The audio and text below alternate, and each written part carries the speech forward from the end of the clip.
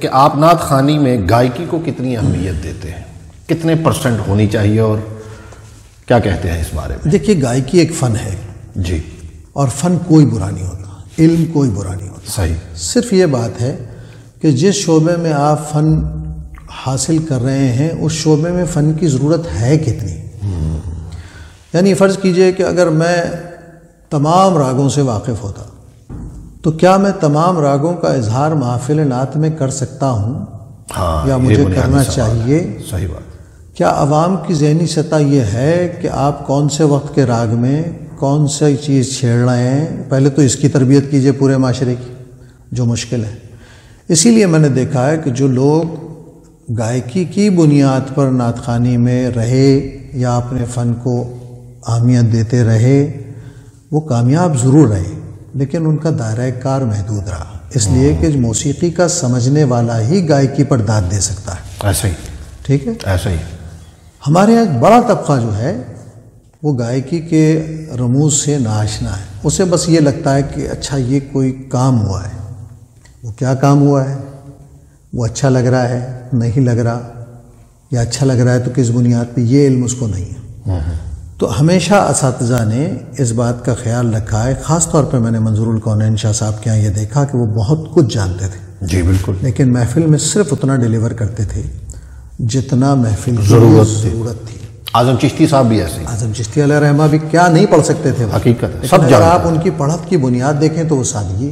ایسے ہی ظہوری صاحب نے کون سے کام نہیں کیے اپنی دھنوں میں اور کن کن چیزوں سے استفادہ نہیں کیا، لیکن کبھی بھی محفل پر بوجھ نہیں ہوتا تھا ان کا پڑھنا، عام آدمی آسانی سے ریسیو کرتا تھا۔ اسی طرح ہمارے ہاں کراچی کے پڑھنے والوں کا ایک اختصاص ہے، کراچی میں خورشید احمد اور سعید ہاشمی کے علاوہ کوئی آدمی ہمارے ہاں ایسا نہیں ہے جو یہ کہہ سکے کہ مجھے علم موسیقی کے بارے میں بہت کچھ معلوم ہے۔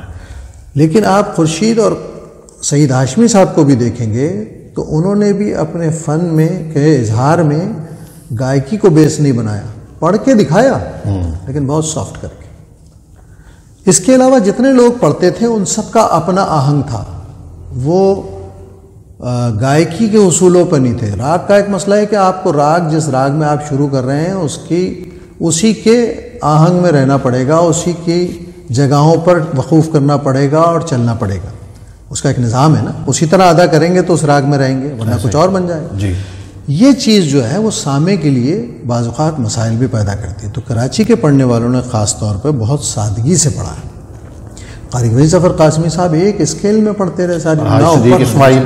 صدیق اسماعیل صاحب کا اپنا آواز کا آہنگ ایسا ہے کہ انہیں اور کسی باہر کی کسی چیز کی ضرورت نہیں تھی۔ ایسا ہی فصیح الدین سہروردی صاحب کو میں دیکھتا ہوں تو ان کے یہاں درد اور سوز و گداز ان کی اہمیت بڑھاتا ہے۔ کراچی کا نام اللہ انہیں غریق رحمت کرے، ذوالفقار علی حسینی، ذوالفقار کے یہاں کچھ واقفیت تھی، جی جی بالکل، اور اس نے اس واقفیت کو بھی خوبصورت انداز میں ادا کیا۔ یعنی آپ ذوالفقار کو بہت کم آپ نے دیکھا ہو، یعنی وہ خورشید کی روش پہ تھے، اتنا کام کرنا ہے جتنا کام ضروری ہے، غیر ضروری نہیں۔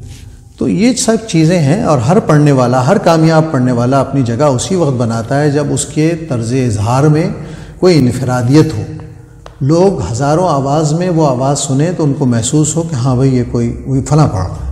جیسے یوسف بھائی تھے، جی جی، اپنا یوسف بھائی کا اپنا ایک اسٹائل تھا، اور وہ لاکھوں آدمی میں آپ کھڑا کر دیں، یوسف بھائی کی جیسی آواز نکلتی تھی فوراً توجہ کو جذب کر لیتی، اچھا یوسف احمد صاحب پڑھ رہے ہیں۔ تو جب آپ کی پڑھت آپ کا نشان بن جائے، پہچان بن جائے، یہ ہے کامیابی کی وہ منزل جس پر آنے کے لیے۔ تو اگر پڑھنے میں صرف فن کافی ہوتا تو یہ سارے نعت خواں کامیاب نہ ہوتے۔ ایسی بات، بالکل ایسا، صرف گائکی کامیاب ہوتی، معیار اگر گائکی ہی بنیاد ہو تو یہ سارے لوگ کبھی کامیاب نہ ہوتے۔ یہ بات ذہن میں رکھنا چاہیے۔ ایسا ہی ہے۔ آج کے دور کا ایک اور المیہ ہے، شاید کسی چینل پر یہ بات نہ ہوتی ہو، آج کل شاگردوں کی ایک بھرمار ہے آپ کے سامنے۔ اچھا، شاگردی اس بات کو سمجھ لیا گیا ہے کہ میرے استاد نے جتنے بھی کلام پڑھے ہیں نا، ان کو ایک تو پڑھنے کا مجھے حق حاصل ہو گیا ہے، دوسرا وہ جو شاگرد ہوتا ہے وہ اپنا انداز، اس میں میں ایک بات عرض کروں گا، جیسے قبلہ الحاج محمد علی ظہوری قصوری رحمۃ اللہ تعالیٰ علیہ کا آپ نے ذکر کیا، آپ کے شاگرد الحاج اختر قریشی صاحب ہیں، سرور نقشبندی ہیں، قاری زبید رسول ہے، لیکن انہوں نے ظہوری صاحب کے پڑھت کو نہیں اپنایا، انہوں نے کلام ان سے لیے، شاگردی سیکھا، سٹائل اپنا رکھا۔ آج کل یہ جو چل پڑا ہے کہ شاگرد کا یہ حادثہ ہے کہ وہ استاد کی طرح ٹھیک ہے نظر آنا تو سمجھ آتی ہے، لیکن پڑھنے بھی انہی کا کلام اور محنت بھی نہیں کرنی، اپنی کریشن نہیں آ رہی، اس کے بارے میں کیا کہیں گے؟ دیکھیے، یہ تو کسی بھی ایسے شناخہ کے لیے جو ساری عمر اپنے استاد کی نقالی کرے گا، وہ اس کے لیے فن کی دنیا میں موت کا دوسرا نام ہے۔ ہاں جی، یہ طے شدہ امر ہے کہ جو بھی استاد ہوتا ہے وہ ابتدائی زمانے میں اپنے شاگرد کی ذہن پر اور اس کی پڑھت پر حاوی ہوتا ہے، لیکن ابتدائی دور جی، اگر وہ ساری عمر حاوی ہے اور شاگرد نے اپنا کوئی راستہ اس سے بچ کے نہیں نکالا تو سمجھیے شاگرد نے کچھ نہیں سیکھا، صرف استاد کو کاپی کرنا سیکھا۔ اور یہ المیہ ہمارے ساتھ بہت بڑے پیمانے پہ میں دیکھتا رہا ہوں، 40 برس 45 برس سے دیکھ رہا ہوں نعت خوانی کو پڑھتے ہوئے، کہ جو شاگرد جس استاد سے سیکھ رہے ہیں وہ آج تک، یعنی استاد دنیا سے بھی گزر گئے لیکن وہ آج تک انہی کے رنگ میں، انہی کی جگہ سانس لینا، انہی کے نوٹس لگانا، نتیجہ کہ وہ وہیں کھڑے۔ لیکن ان کے شاگردوں میں جیسے منظور الکونین کے بعد زبیب صاحب جی جی، بہت ساری اختراعیں کی، چیزیں، اپنے کلام نکالے۔ سب سے پہلے تو کلام الگ کیجئے، ایسے ہی، اس کے بعد کچھ ایسا نیا کیجئے اس میں کہ آپ کا کنٹریبیوشن نظر آئے۔ ظہوری صاحب کے آپ نے نام لیے، اتنے شاگردوں کے، ان سب نے ماشاءاللہ اپنی اپنی جگہ پہچان بنائی اور اپنے کلام انڈکٹ کیے۔ ہاں جی، یعنی اگر آج آپ ان میں سے کسی کا بھی نام لیں، کیونکہ دیکھیے یاد رکھیے ساری عمر کی پڑھت کے بعد نا انسان کی پڑھت کی شناخت 3 4 5 کلام بھی بن جائے نا تو یہ بہت بڑی بات ہوتی ہے، ایسا ہی، یہ معمولی بات نہیں ہے۔ بالکل ایسا، کسی کا ایک پڑھا ہوا کلام بھی اگر لوگوں کے حافظے میں محفوظ رہ گیا تو یاد رکھیے کہ وہ اس کی زندگی کے لیے کافی ہے۔ ایسے ہی، سارے کلام نہ کسی شاعر کے مقبول ہوتے ہیں، نہ سارے پڑھے ہوئے کلام کسی نعت خواں کے مقبول ہوتے ہیں۔ پڑھتے ضرور ہے، ہم میں سے ہر آدمی نے ہزاروں چیزیں پڑھی ہوں گی، لیکن ہماری شناخت کا جو حوالہ بنی ہے وہ چند چیزیں ہوں گی، ایسے ہی، 5 7 چیزیں ہوں گی، اور یہ بہت بڑی بات ہے۔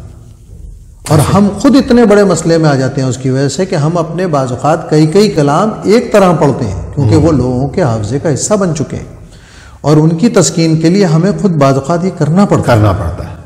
تو وہ شاگرد جو تخلیقی اعتبار سے اپنا راستہ تلاش کر لیتے ہیں اور اس کے اظہار کو کر کے دکھاتے ہیں، وہ کامیاب رہتے ہیں۔ نعت میں سوز و گداز کن چیزوں سے پیدا ہوتا ہے؟ نعت میں سوز و گداز اپنے اندر گم ہونے سے اور خلوص نیت سے پیدا ہوتا ہے۔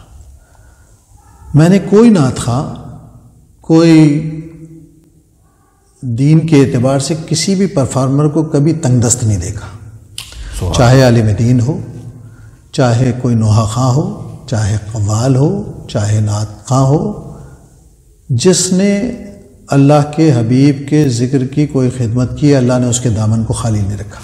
بے شک، سب اپنے معاصرین سے، اپنے معاشرے میں اللہ کے کرم سے بہت بہتر حالتوں میں، جی، لیکن وہ چاہتے ہیں جو چیز قبولیت کا نشان بنتی ہے، وہ چاہتے ہیں آپ سے اخلاص۔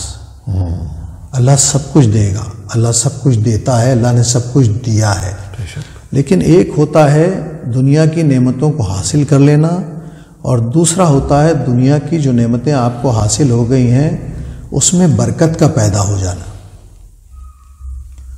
میرے پاس اگر بہت کم ہے دوسرے کے مقابلے میں، لیکن اس میں برکت، اللہ نے اس میں برکت رکھ دیا تو میرے لیے آسان، مجھے وہ اپنے چند لاکھ ہی بہت ہے۔ یعنی لاکھ کا 2 لاکھ ہونا برکت نہیں ہے۔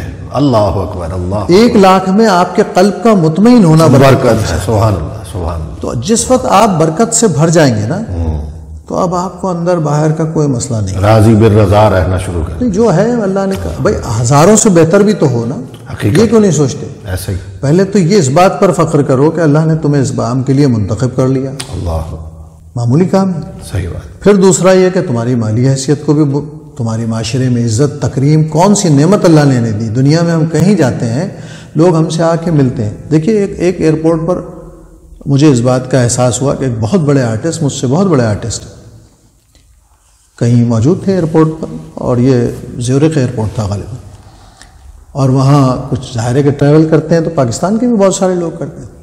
تو ایک صاحب دوڑتے ہوئے گئے، ان صاحب کے ساتھ ہاتھ ملایا اور ان کے ساتھ ایک تصویر بنائی۔ اس کے بعد ان کی نظر پڑی مجھ پر، مجھ سے آتے ہی وہ گلے مل گئے، یعنی بغیر کسی روک ٹوک کے سیدھے آگے گلے لگا لیا، اپناپن اتنا تھا۔ اور اس کے بعد جس طرح ہمارا مذہبی طبقے سے محبت کا اظہار کرتے ہیں وہ کیا لوگوں نے، انہوں نے صاحب نے۔ میں نے یہ فرق محسوس کیا کہ وہ چونکہ ایک آرٹسٹ تھے، اللہ نے انہیں عزت دی تھی، تو لیکن ایک ہوتی ہے شہرت اور ایک چیز ہوتی ہے عزت۔ جی، جب دلوں میں احترام پیدا ہوتا ہے نا، وہ اللہ اور اس کے حبیب کے ذکر کے صدقے ہوتا ہے۔ بے شک۔ باقی آپ آرٹسٹ ہیں، بڑے شاعر ہیں، جو بھی سب بہت اچھی بات ہے، لیکن شہرت کا روب اور عزت اور محبت کا تعلق الگ ہوتا ہے بالکل۔ ایسا ہی۔ تو یہ آپ، اللہ نے آپ کو یہ دیا ہوا ہے، آپ اس کے شکر گزار بھی ہوں اور اخلاص بھی پیدا کریں۔